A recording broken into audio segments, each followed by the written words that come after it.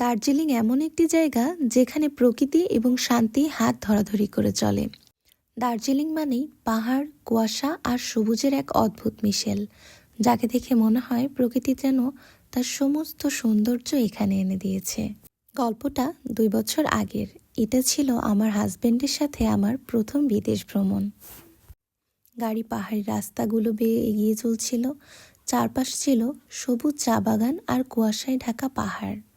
যেহেতু আগেই বলেছি আমি তখন ভ্লগ করতাম না, তাই আমার সেভাবে ভিডিও নেওয়া হয়নি। যাত্রার মাঝপথে ঠান্ডা হাওয়ায় শরীর কেঁপে উঠেছিল, তাই আমরা কফি খেতে রাস্তার ধারে একটা ছোট্ট ক্যাফেতে থেমেছিলাম। ক্যাফের সামনের পাহাড়ের দৃশ্য দেখতে দেখতে গরম কফির মগ হাতে নেওয়ার পর সেই মুহূর্তটা এখনও আমার মনে গেঁথে আছে। সন্ধ্যায় দার্জিলিং পৌঁছালাম। সূর্য তখন ডুবে গেছে। হোটেলে পৌঁছে চেক ইন করলাম। ক্লান্ত হলেও মনের মধ্যে ছিল নতুন কিছু দেখার উত্তেজনা। তাই রাতের খাবার খেয়ে আমরা বের হয়ে গেলাম মল রোড ঘুরতে।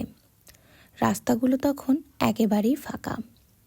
চারপাশ ছিল নীরব আর কনকনে ঠান্ডায় হাত পা জমে যাচ্ছিল। এমন ঠান্ডা হাওয়ার মধ্যে হাঁটতে হাঁটতে মল রোডের সেই অভিজ্ঞতা সত্যিই মনে রাখার মতো। চারিদিকে লোকজন না থাকলেও এক ধরনের মায়াবী পরিবেশ তৈরি হয়েছিল।